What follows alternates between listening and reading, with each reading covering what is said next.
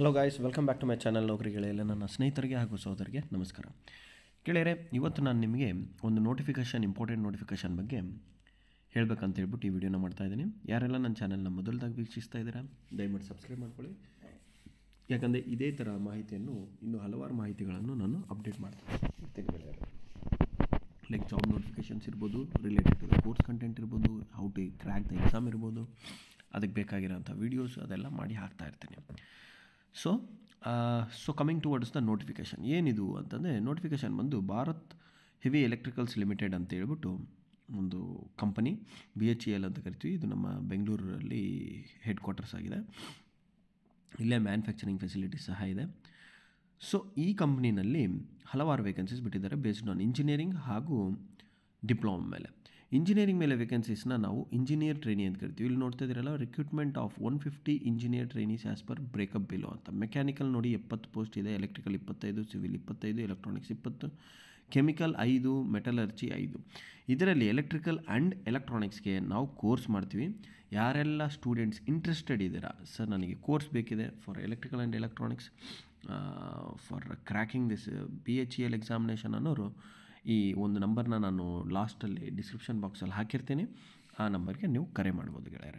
So tentative place of posting ಅಂತ ಕೊಟ್ಟಿದ್ದಾರೆ ನೋಡಿ. ಪೋಸ್ಟಿಂಗ್ ಬಂದು ಎಲೆಕ್ಟ್ರಿಕಲ್ ಅವ್ರಿಗೆ ಬೆಂಗಳೂರಲ್ಲೂ ಇದೆ, Trichy, Ranipet, Bengaluru and power sector sites ಇದೆ. ಎಲೆಕ್ಟ್ರಾನಿಕ್ಸ್ಗೂ ಬೆಂಗಳೂರಲ್ಲಿ ವೇಕೆನ್ಸೀಸ್ ಇದೆ, Bengaluru and power sector sites. So ಇನ್ನು ಅದರ್ ವೇಕೆನ್ಸೀಸ್ ಸಹ ನೀವು ನೋಡ್ಕೋಬೋದು.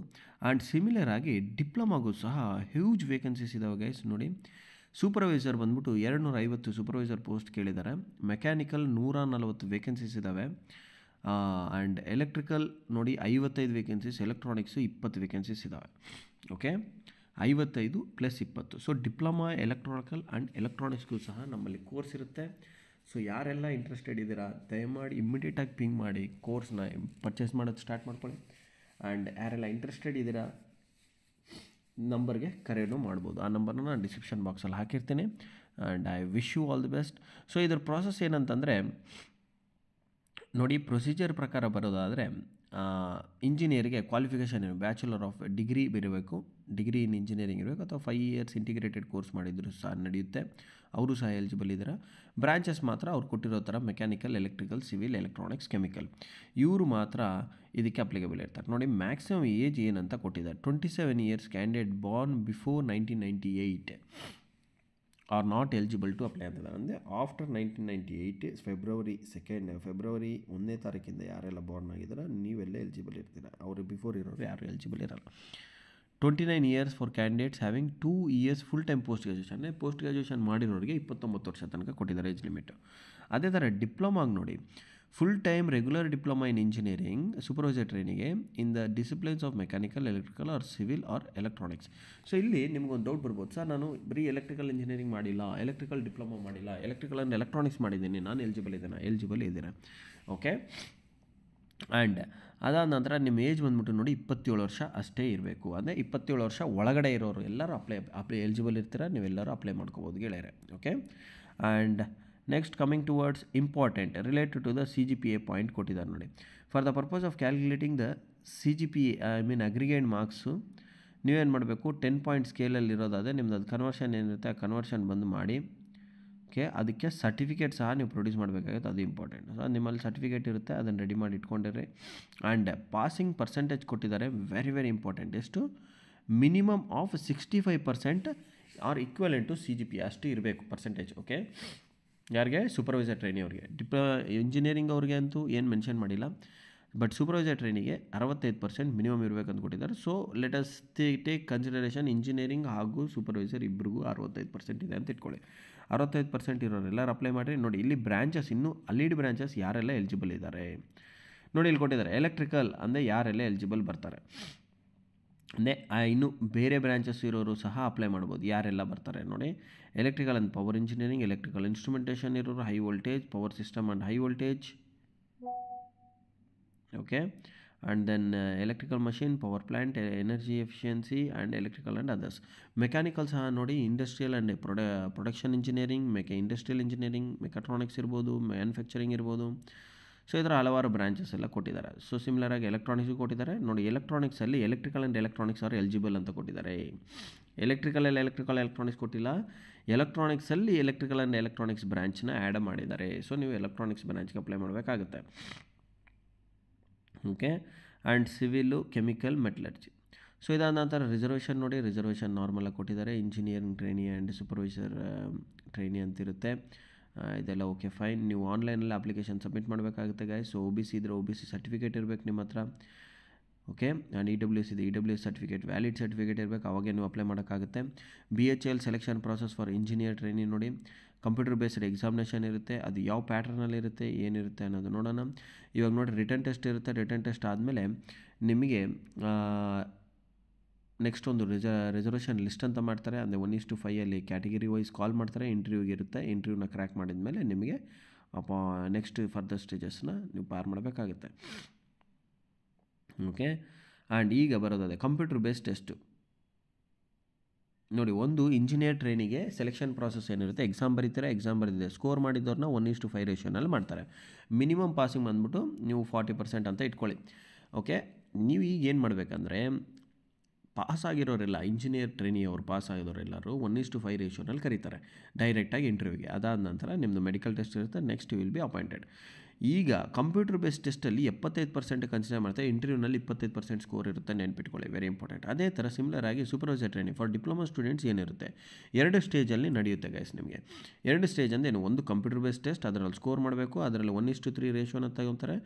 ಅದು ರೇಷಿಯೋನ ತೊಗೊಂಡು ನಿಮಗೆ ಮಾರ್ಕ್ಸ್ ಔಟ್ ಆಫ್ 100 ಬಂದಿರೋಂಥ ಮಾರ್ಕ್ಸಲ್ಲಿ ಹೈಯೆಸ್ಟ್ ಯಾರು ಸ್ಕೋರ್ ಮಾಡಿದ್ರೆ ಅದನ್ನು ನೋಡಿಕೊಂಡು 1:3 ರೇಷಿಯೋನ ಲಿಸ್ಟ್ನ ಪ್ರಿಪೇರ್ ಮಾಡ್ತಾರೆ. ಇದಾದ ನಂತರ ಡಾಕ್ಯುಮೆಂಟ್ ವೆರಿಫಿಕೇಷನ್ ಇರುತ್ತೆ. ಡಾಕ್ಯುಮೆಂಟ್ ವೆರಿಫಿಕೇಷನ್ ಆದ ನಂತರ ನಿಮಗೆ ನೆಕ್ಸ್ಟ್ ಬಂದ್ಬಿಟ್ಟು ಸ್ಟೇಜ್ 2ನಲ್ಲಿ ಡಾಕ್ಯುಮೆಂಟ್ ವೆರಿಫಿಕೇಷನ್ ಇರುತ್ತೆ. ಡಾಕ್ಯುಮೆಂಟ್ ವೆರಿಫಿಕೇಷನ್ ಆದ ನಂತರ ಒಂದು ಫೈನಲ್ ಮೆರಿಟ್ ಲಿಸ್ಟ್ನ ರೆಡಿ ಮಾಡ್ತಾರೆ. ಆ ಮೆರಿಟ್ ಲಿಸ್ಟಲ್ಲಿ ಕ್ಲಿಯರ್ ಆಯ್ತು ಅಂತಂದರೆ ಮುಗಿತು ಗ್ಯಾಸ್. ಇವಾಗ ನಿಮ್ಮ ಸ್ಯಾಲ್ರಿ ವೈಸ್ ಬರೋದಾದರೆ ಬೇಸಿಕ್ ಪೇ ಫಾರ್ ಇಂಜಿನಿಯರ್ಸ್ ಬಂದು 50,000 ರೂಪಾಯಿ ಇರುತ್ತೆ. 50,000 ರೂಪಾಯಿ ಅಂದರೆ ಆಲ್ಮೋಸ್ಟ್ ಅಪ್ರಾಕ್ಸಿಮೇಟ್ಲಿ ನಿಮ್ಮದು CTC 12 lakhs ಪರ್ ಆ್ಯನಮ್ ಇರುತ್ತೆ, ನೆನ್ಪಿಟ್ಕೊಳ್ಳಿ. ಸೊ ಅದೇ ಥರ ಫಾರ್ ಸೂಪರ್ವೈಸರ್ ಟ್ರೈನಿಂಗ್ ಬಂದ್ಬಿಟ್ಟು 32,000 ಇರುತ್ತೆ. ಅಂದರೆ your salary will be 7.5 lakhs per annum. Okay,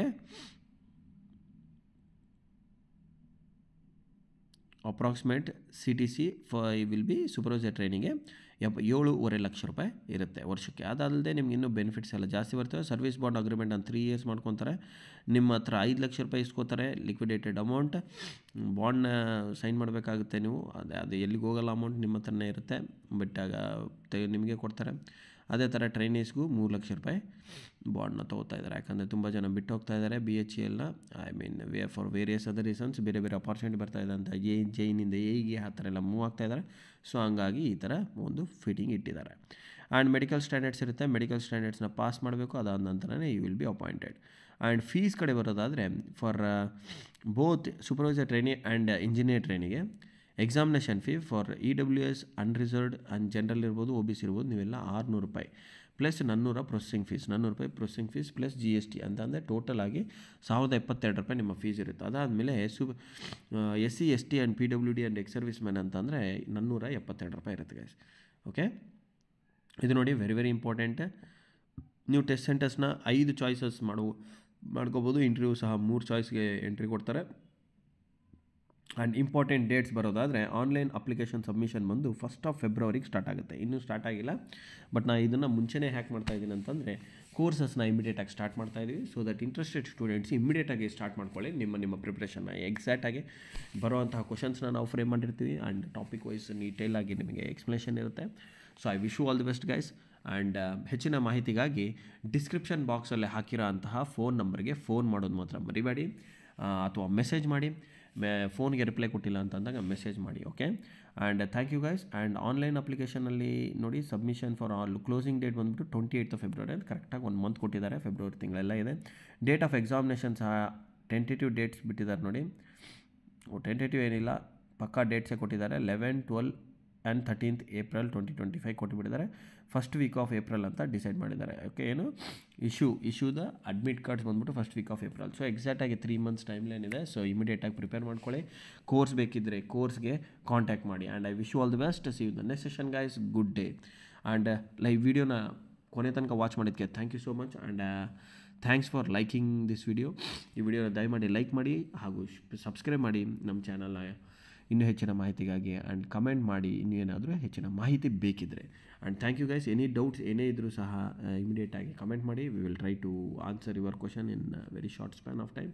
and wish all the best and see you in the next session guys. Good day.